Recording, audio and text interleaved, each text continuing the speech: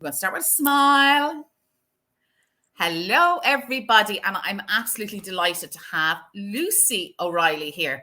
So we met Lucy quite a while ago through a networking group. And Lucy actually designed our website for us. So she's a website guru. And we get so many questions in our Bloom rooms and from past students about websites that I decided that I was going to get her on here and let her answer all the questions that we get asked. Lucy, You're very welcome. Thank you so much, Deirdre. It's fantastic to be here chatting to you again. Look, do you know what? Like, I have 100,000,001 questions. So we're going to try and keep this to 30 minutes. But what people talk about, it's the jargon, it's the words that they're saying, oh, make sure you do this for your website. Make sure you do that for your website. And they're sort of like, what does that mean? So one of the questions that we were asked is, somebody says, what is converting on your website, or what does it mean to have a high converting website? What does that actually mean? Okay, so that's a great question because I'm all about high converting websites. And so a conversion basically is when something happens on your website. It's not always a sale. Often it is a sale. So you've converted your visitor from a visitor to a paying customer. But conversions can also be, a conversion can be getting somebody, say, onto your email list. So if you're trying to grow your audience for your email marketing, which is very important, that's a conversion in itself. Okay, or if say you had a quiz on your website as a sort of an interactive lead magnet and somebody takes the quiz, that's a conversion. So there's lots of ways of getting people, but it's effectively getting, once you know what action you want people to take on your website, if they take that action, that's a conversion. You've converted them from one state into another. So they could be just browsing, maybe not ready to buy from you yet. That's why something like a lead magnet. So if that might be considered jargon, lead magnet is, so the lead is you getting their name and their email address. And the magnet is that you attract them by giving them something so valuable, so useful to them in that moment, that they're like, okay, I'm happy to give you my email address. And in return, you're going to give me, maybe it's a discount, or maybe it's a how-to guide, or maybe it's a video, or if you're a course creator, maybe it's access to your first module. It's something that they can go, wow, that's really helpful. Now I can go and do this, whatever. That's a really good explanation, because I would for a long time didn't really know what a lead magnet was, and that's actually a really good, that's probably the best explanation I have ever heard, is to explain what to us dummies. You're trying to attract the lead with something magnetic. So it's a lead magnet. It's how to draw in the lead. So as I say, a quiz, or access to say first module of your course, or now something. So for a long time, we're like, oh yeah, like you'd hear people say, give them a PDF, or sort of a checklist of how to do X, Y, and Z. People want information less and less. I mean, the internet is awash with information. You can get in, you just go to Google, you want information. People now actually want things that they can actively action or take action with, or that'll make a concrete difference to whatever their problem is. Now, I know a lot of your customers are selling flowers, so maybe what I'm saying is more for service providers than people selling a tangible product, but the principle is the same. People want something, so a discount, I can use that straight away and get 10%. Well, I suppose for a wedding florist, it could be the flowers are in season at the time of when you're getting married, or something like that might be an idea for a lead magnet for a florist that does weddings. And where to buy them, where, like, literally, that they don't have to think anymore about it. That is really valuable. And some people say that actually your lead magnet, what you're giving away, it should kind of hurt you to give it away for free, like that. It's you'd rather be selling it. So I see a lot of people go, oh yeah, I'll give a checklist. They hop onto Canva and they do a quick thing, and you get one of those and you're like, yeah, well, now what do I do? Am I supposed to print that off? So value is important. So that's a type of conversion. And obviously a sale is. So if a conversion is not a sale, then why is it important? So why do we want to get them onto our site to do a quiz, or why do we want to get them onto the site to do anything? Because also, if they're not buying? Well, ultimately, you do want them to buy. So your lead magnet is not just something that you think up out of the blue to just get an email address. Even your lead magnets should be attached to a product, to a sale. They may not, because the idea is that they're curious about you. They like the look of your work or your product, but they're not quite yet ready to buy. So you don't want them to go off and check out the competition. So the lead magnet is your way of going, here's a taster of what it's like to buy from us or to work with us, and then you nurture that relationship through your email marketing, and through that email marketing, or perhaps an email sequence, you're guiding them slowly but surely to a sale. Otherwise, you're just building an email list for the sake of it. But a conversion, monetary conversion, is the goal, and that's why that you're a high converting website. If you don't have a high converting website, you're not making any money. You're not growing your business. So it needs to convert. The point is that there are steps. You'll have heard of the customer journey. There are steps on that road to actually giving you money in return for a product or service. So there could be multiple conversion steps, but ultimately you want to make the sale.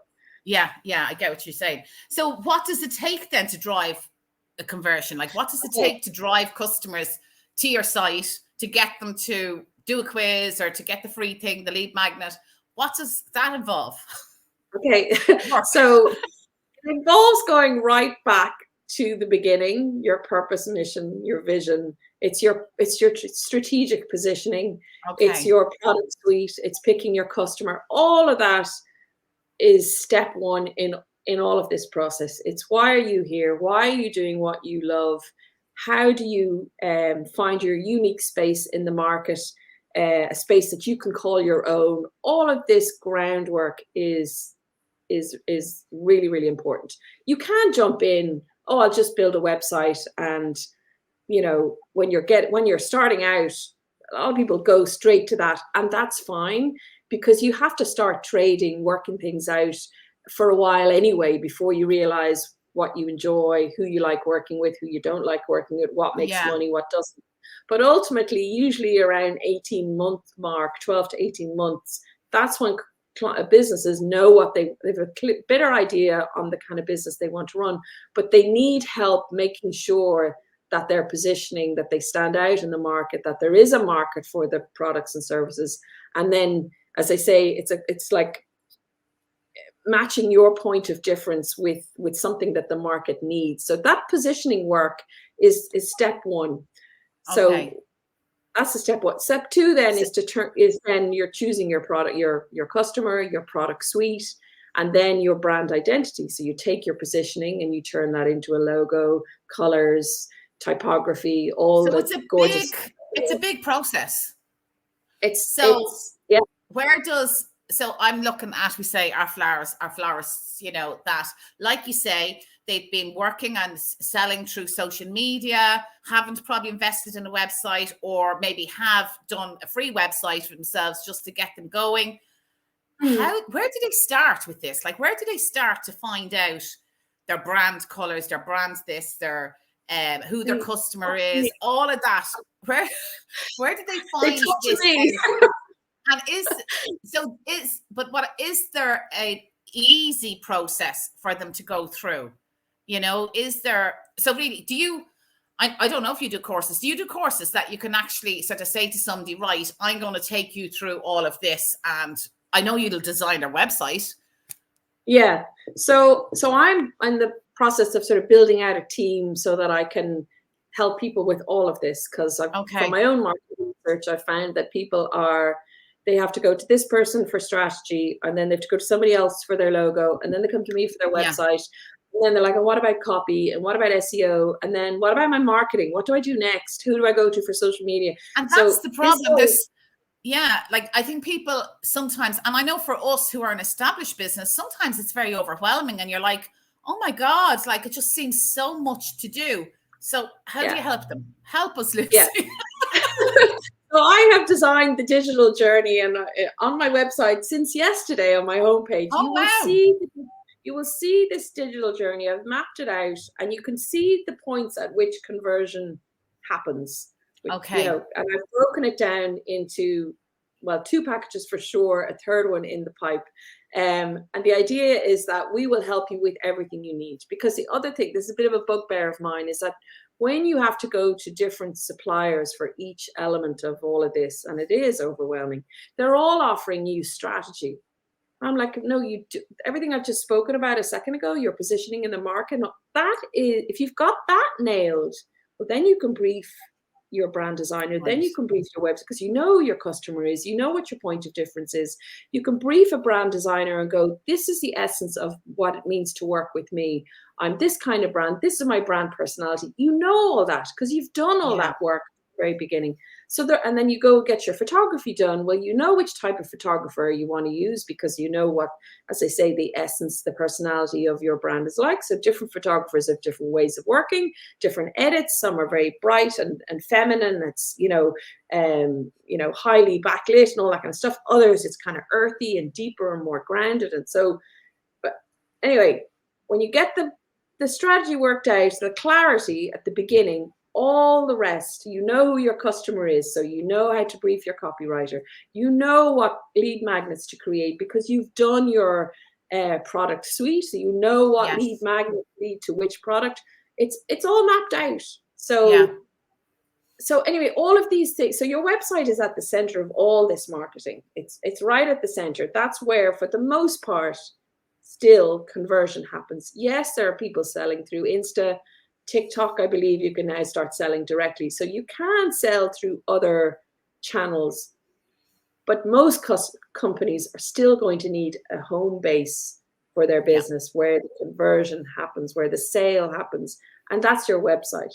So you have to get. And I think it's important to point out there as well, and I know selling on social is great, but we own our websites. So our website can't be taken off us because there's some glitch or something happens. I think that's really important. Yeah, absolutely. And you own your website. You also own your email list. So these are people, like the return on your investment on your email list is way higher than any social media. Because these are people who've actively said, I want you in my inbox. Yes. I'm not just scroll, like, it's easy to like and follow, and you find, certain profiles on social media entertaining, but you don't necessarily want them all in your inbox. So when you give somebody your email address to get onto, you want them in, it's because you're actually much further down the buying journey than following and liking and commenting and so on social media. So it's important for people to understand that as well, that it's one sort of, everything ties in together. It's like, yes, you have people following you on social media. Where's the next place you want them to go? How do you get them further along that journey onto your website, into your email to make the sale eventually? Because they may not buy, as I said earlier, they may not buy the first time. So that is what we call a high, or what we want to do to drive conversions. We're going to use our social media or whatever, our strategy. I can never say that word. Strategy. Your marketing strategy, your content strategy, your social media strategy. The ultimate goal is to drive conversions to your website. Okay. Drive people to your website and convert them there into either a customer or a follower on your email list. So you're telling me then that you have that listed on your website that will help people. Is that a lead magnet? I do have a 7-day email mini course at the moment that you can subscribe to on my website, and I go through those key elements: your positioning, your customer, your content, your brand, and there's exercises in there that forces people to look at what they have at the moment and go, does that like for branding, for example, does that tell your story? Does that represent you, as I say, your brand's personality? Is that likely to be attractive to your target audience? Because it's about marrying the two. And so, and then we look at copy in your website and all that kind of thing. But the point is that the website will only convert if you know who your customer is, their pain points, the language that they use, if your branding is unique but also attractive to them. If those things aren't in place, you can set up all the lead magnets you want, but if a person lands on your website and they're like, oh my God, this is pig ugly. This person, they're gone. Yeah. Like, it doesn't matter, or you're talking to an entirely different audience. Well, the other audience is not going to hang around. So, I mean, we had this conversation probably 4 years ago. It's like how to design your website for your ideal customer. It all goes back to, your own positioning, choosing your customer, building the products that they want and need, and then communicating to them in a way that they go, yeah, these people get me. This is exactly what I need. So, that's why all the other ancillary bits are important. And this, I suppose, is really important for people not starting out in business, but they're maybe starting to really have made a few pounds now, and they're ready to push to the next professional sort of level, if you want to call it. That's it. It's, comes a time where the logo that your brother's son did, or the DIY website that has served you well, and they do serve us all well at the beginning. There's a time when, if you want your business to grow, you do have to ratchet it up a notch. And because the thing is, chances are you don't have the same customer now as you did back then. So you have to look and go, well, does this messaging, does this brand, is this going to attract the customer that I want tomorrow, or that I want in 5 years? Like, what's the goal? That's where you come back to your strategy. What's your vision for your business? And does your website today represent your business, the business you want to build in 5 years' time? It should, because that's who you want to attract, that customer. So all of this it's never finished. You know this. Your website is never finished, but your positioning. I had this conversation today, Lucy, with it was a past student of ours who was doing a podcast, and she says, I'm still working on the website. And I says, a website is like your house. It's never finished. And if you paint one room in your house, the rest of the house looks crap. And it's the same to your website. You do a job on one page and you look at the others and you're like, oh my God, I need to do work on that. It really is like your house, and it's never ending. There's always something to be done with it. And I think I think that's sort of something people have to accept, that you don't just pay for a website and that's it and hope it's going to just work, because you have to work it. You have to work it for now, but you also, as your business evolves, unless you want to stay doing the same business with the same customer forever, which plenty of people do. But if you want to scale your business, if you want to create, generate money and wealth, your business is going to have to evolve. You're going to have to look at other revenue streams. You're, invariably going to have to look for a higher paying customer. So is your brand that you started out with, is that going to be attractive to the customer that you want to attract, who possibly is looking for something a little class? Yeah, I'm not saying you're rich. You just have to be cognizant that businesses go through cycles, and your branding, your website, all your messaging has to keep up. Otherwise, there's dissonance. I meet you at a networking event, and you're incredibly impressive, and you're exactly what I need. And then I go to your website, and it's the website from 5 years ago, and you're like, oh, that's not what she was talking about. So, but it's always a work in progress as well, because you need to be creating fresh content if you want to attract search engines. And even though all of that is changing, AI, it's a whole other conversation. But that is a huge conversation. Let's just park that one. Somebody says to me, AI is having the same detrimental, or whatever, the same change in the world as climate change and COVID, that it's actually shifting the balance. And I'm like, I don't want to know. Not at the moment. I don't want to know. My only piece of it, anyway, it can, the only thing is it can speed a lot of marketing processes up. That's all I would say. So that's a benefit for all of us. It can facilitate a lot of our marketing work. And I do think, for anybody who's listening, go and learn how to use it. Don't just put the words in and copy the text and put in all this highfalutin fancy wording that doesn't represent you. That's not you, that you don't speak like that, and I think that's, like, that's really important, because I'm seeing it so often, and I'm seeing a post and I'm like, oh my God, that's so AI posted, like that. It's not how that person would normally talk. No, anyway, again, so for somebody who is, we say 4 or 5 years, 6 years, 10 years in business, whatever length of time, what should, like, they have their logo and they're happy with their logo, they have their brand and they're happy with their brand. So what what's for them? What should they be doing at that stage in their business? So again, it's similar to what I said earlier. It's what's their plan for the next 5 years? Where do they want to take the business, and what changes do they need to make? Or maybe it's like, okay, now I want worldwide. I want to be worldwide growth. So maybe it's maybe it's launching a podcast. Maybe it's writing a book.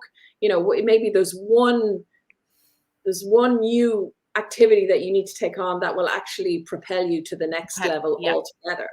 So, and that's also something so the positioning work that I mentioned earlier, most of my clients work with Finola Howard on that, and she can help them with this bit as well. It's like, okay, we're ready now for the big time. We're ready now for the big time. What does that look like? But it comes back to, what's your purpose? What's your, what is it you want to achieve in this world? And what's your vision? And then how do we craft something that will, as I say, take you to that next level? Yeah. So it goes back to what you want for your business, and to not let imposter syndrome and all of that get in the way, and that kind of what if I could do that, and if you allow yourself dream big, well, it's like, okay, well, how do we define, how do we get there? We design that, and how do we make it scalable, and how do we make it workable, and how does it fit in with all the other elements of your business? So but it comes back to a lot of sort of deep thinking and reflection on, well, what is it that I want? And is it the two different programs that you are offering, what makes them different? Like, okay, so one of them, what? So one of them is sort of everything up until launch. So it's the strategy, positioning, choosing your customer, mapping out your sort of suite of products and services. Then it's your brand, it's your copy for your website, it's the actual website itself, and also brand photography if you need it. So that's a package that gets you. That's a massive package, So it avoids this, I get this over here, and then I go to that person for that, and it's streamlined, and the people involved helping us create this, we're all speaking to each other, so we all know what the strategy is and so on. The second one is then, okay, now I've launched my website, now what? And this is where, like a lot of my clients, they're delighted with their website. We launch the website, and then nothing happens, and then like a couple of years later, they're going, the business hasn't grown. I've 20 people on my email list. I don't know what to do. Or I'm posting on LinkedIn. It's not really, nothing's happening. I'm just posting kind of and hoping for the best. So we put a strategy in place, and it goes back to, well, what are your services? What's your story that you want to tell that will attract your ideal customer? And so we put together a content plan. We look at lead magnets. We look at your social media, email marketing, everything to get this flow of traffic to your site that will convert. So that's a kind of a post-launch package, if you like. So that's the plan, is to be able to bring people further along. I saw something on one of I was a post or something you had up at one stage, and you talked about funnels. Now, funnels is another one of these goo words, like your lead magnets, which I do understand. So if you explained the lead magnets so well, tell me, what is a funnel then? So a funnel, well, it ties into what I said about your lead magnet is a step on the funnel. So the funnel is, well, there's a few ways of describing a funnel. You could say a funnel is, so they talk about, I'll get the terminology wrong, but it's probably not a bad thing. So people become aware of you. Somebody says, oh, I met somebody at a networking event. She had an amazing product, and you go, oh, well, we'll go check her out. Or you see something on social media, oh, that looks pretty cool. You go check them out. So you're at the aware, that person is at the aware, they've become aware of your brand. Okay. They go next level down the funnel. They go and they check you out, as I say, perhaps on social media, or maybe they go direct to your website. And from there, you have your lead magnet to get them onto your email list. So they're getting further and further down into your funnel. But the idea is at the bottom of the funnel, there is a sale. But there's lots of steps to getting it. Or a funnel could be an ad. So if you do running Google ads, that's the top of the funnel. So you need you put the ad out there for awareness, so people come across you. And then you put the ad, so they click on the ad, that takes them to a landing page, which is usually a standalone page. It's it could be a page on your website, but ideally it's standalone. There's no navigation at the top. There's no footer. There's no other distractions. In this case, you're trying to get somebody to a sale quicker. So you don't want them going, oh, I'll just have a look at their about page, or I'll just click on this. It's like, no, you've clicked on an ad. I want you to come here, and I now want you to take this action. So so depending on what your goals are, is the action to sign up for something, to buy something, to download something for freebie. Depends on your strategy. That's a tactic within a larger strategy. So the funnel is basically getting people into your sort of pipeline, if you like. Again, a great explanation. And what I have to say, Lucy, is when you designed our website, and I know I knew a bit about websites, you know, because I had already done work on the back of our old website, but you made it easy. It was like, it was websites for gobshites. And what I loved as well is when, I probably shouldn't have said that now, should I? I love it. But what I loved is when I asked you a question, you sent me back a video and said, this is how you do that. And I have all those videos saved because I don't remember everything. And I would have to go back sometimes and look at that video and sort of say, well, how did she do that? The two programs that you're offering, the first one, I think, well, I know the second one is probably more suitable for us, but the first one I think is more suitable for our students who are now starting their businesses and stuff like that. Can they get the trading online voucher for that?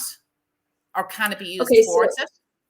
Yeah, it can, absolutely, because for the local enterprise office, they don't really mind what the format is that gets you the websites that, you know, they don't care whether it's an in-person event where you learn how to do all of this, or it's a course, or somebody does it one-to-one. So yes, you can apply the funding. Now, I haven't actually finalized the pricing of this product or service, but it's going to be up over and above $5,000, that's for sure. Yeah. Like, because you're getting all of this. It's a website, like you wouldn't really get a website for under $5,000 anyway, and then they're getting all that extra that's with it. Exactly. So it is going to be, still get because it's gone over the $5,000, they can still get to $2,500. Absolutely. Yeah. And then they can get a second TOV for my second package, which is when they're up and running and ready. When that comes around. Yeah. Absolutely. But can I just say, I appreciate what you said about me making things easy and being helpful. That has been at the heart of my business since I started. Because when I first started learning about this stuff, and I came across Squarespace, as you know, and I was just like, this is just so fluid, so easy. I don't have to know any, you know, I don't have to be a coder and I just loved that. And I went, okay, I want to be able to share this with other people. And so that notion of ease, and I know marketing is overwhelming. I like it. You know, funnels and social media and my whole thing is, don't worry, you're in safe hands. I'm putting the best team behind this, you know, so that you don't have to go off left, right, and center, and you have to do strategy every time. We look after you, and we get it because I've been there. You know, I've been there. I'm like, you know, so that sense of ease, and you know, you don't have to. I don't. And I just think that's so important, and particularly for florists, because florists, being creative people, are not very technical. You know, and so many of them have websites that they're paying for people to change photographs on, and they're paying for people to change dates on, and stuff like that. And I'm like, oh my God, like, you need to learn how to do the basic stuff. Like, okay, the higher end stuff, go back to your web designer. But for changing photographs or changing or adding blogs, really, it really needs to. And that's, again, like, you helped me big time when you done our website, because those videos were like gold. And I think as well, when you want to, I can't remember what I asked you to do, and I says, I need to do this. How do I do it? You sent me the video, and some of them I haven't had to look at again because I could see it step by step. I followed it step by step. I remembered, but there is a few of them that I didn't remember. I did get like menopause moments, and I do have to go back to the videos. But like, that is really, I think that's key when you're looking for a website designer, is can they teach you to use the back end of your own website, even to look at the analytics to see, you know, I know analytics is another word, and I do understand that a little bit, but how many people are actually getting onto your website? You know, where are they coming from? And if you have that sort of an idea, it just helps you so much. Well, otherwise you're just throwing spaghetti at the wall and hoping that some of it will stick. I mean, I look at my own analytics. I get loads of traffic from the US, but I get no business from the US. So I'm going, okay, so what? My content isn't, there's something wrong in my not something wrong in my content, but I'm not attracting the right audience. Clearly, or people are taking the information and going away and using it, which is great because it still positions me as an expert in my field, and Google still goes, oh, there's a lot of traffic going to this website, so it must be worth ranking, you know. So I'm not dissing that traffic, but if it explains why a lot of the traffic, you know, it's actually going back to the US, but I'm going, but it's not converting. So I've got to look at my own conversions, you know. So just analytics. I mean, yeah, I'm sure you know Amanda Webb. She's incredible at analytics, and I want to incorporate her work into a third package for people who are at that level of understanding Google and all that stuff, because she's just the analytics best. Is great, but it's a bit like cooking. You either like it or you don't. And analytics I don't like at all. I get so far and I'm like, and it's a bit like cooking, you know. I can cook a basic dinner, but don't ask me to follow recipes and stuff like that. Lucy, you talked about the mini course. Will you send me on that link so I can add it into the description here? And so if you're watching, go into the link and you'll get the mini course as well. So you'll see a little bit about Lucy. I'll also post in the description your website and your social media handles and that. So anyone that's interested in catching up with Lucy. And the other thing is, Lucy's great, which are, in fairness, of if we ask you a question through social media, you're very happy to answer the questions. So somebody has a website question or a website issue, throw her over a question, because she is great for answering the questions. The last thing I'm going to ask you is another buzzword. And people are like, what does that mean? SEO. Now, I know SEO is massive, absolutely massive, and is so important for your website. Give me one tip for somebody who is looking after their own website, whether they're only starting off or whether they have a website for a while. What one thing would you tell them about SEO? So I had one thing I was going to say, but now I'm thinking of another, but I'm going to a few basic ones, like really basic ones. Okay, so make sure that every image on your website, there'll be a space in the image editor. So I know where it is in Squarespace, but I don't know where it is on WordPress, whatever. But anyway, whatever platform your website is on, there'll be a place to put metadata. So a description of what the image, that describes what the image is. And so many people just forget about that. And also even the file name for your image, instead of taking the image from your camera and it's DC 5022 FK, whatever, rename it to, first of all, you must describe what's actually happening in the image, because screen readers read these image titles and image metadata to people with visual impairment. So that's the first thing. Okay, so I'm going to stop you there for 1 second. So, and I would be guilty of this. So I would name ours how to make a wedding bouquet. But really what I should be saying is it's a girl holding a bouquet of pink roses. Oh, well, you could say this is Jeanette from Kay's Flower School explaining how to tie a bouquet. So you've got the keyword, you've got the words. Well, you've got a multiple of keywords in there. How to tie a bouquet, because that's what people will be searching on the internet. But you've also got your brand name in there and Jeanette's name in there. So, but it must make sense. You must imagine that you can't see the image and somebody's reading it out to you what it is, because accessibility is really important. And well, I've learned something new today. Now that's totally new to me. Now I have to go back. So it's read by the screen readers, but it's also read by Google. So if you run a scan, there's a new app actually for SEO for Squarespace app, which will scan your website and it'll pick up all the images that have no image name. So name your images, page titles and page descriptions. Again, so that's not your headline on your web page, or it's in the back end, but again, it describes to Google what this page is about. So it's like a mini ad for your page. So your page title and your page description, you can actively edit those. That's really good for SEO because it tells the search engines what page page is about. The second thing. And then third thing, so you've got to be creating ongoing content. It's either videos on YouTube, which is the #2 search engine, or it's blogs on your website, which will be picked up by Google, which is the #1 search engines. If you don't know what to write about, go on to Google, go into the search bar, and just put in something to do with your business. Just type in wedding flowers. Florist, a wedding florist. And before you go any further, Google will give you a drop down of the most common searches in Google around that term, wedding florist. There's your next 4 blog titles. Wow. So that's it. Now sometimes they're very similar, and you might go, well, I'm not going to write 4 blogs on the same thing. But there's you write one blog and include all them keywords in that blog, or those questions in that blog. Google telling you these are the most popular searches. So you're like, well, if I want to be found for those search terms, I need to write about that. So your blogs and your blog titles should be questions, because that's what people type into Google. Anyway, but that's a very, very quick way of working out, what should I write about? If you don't have a content strategy, what the hell should I write about? Go to Google, or answerthepublic.com is another one. You put in a search term, and it gives you all the most common searches, questions, comparisons, guides, whatever, tips around that. And there's your content strategy for content. That's amazing.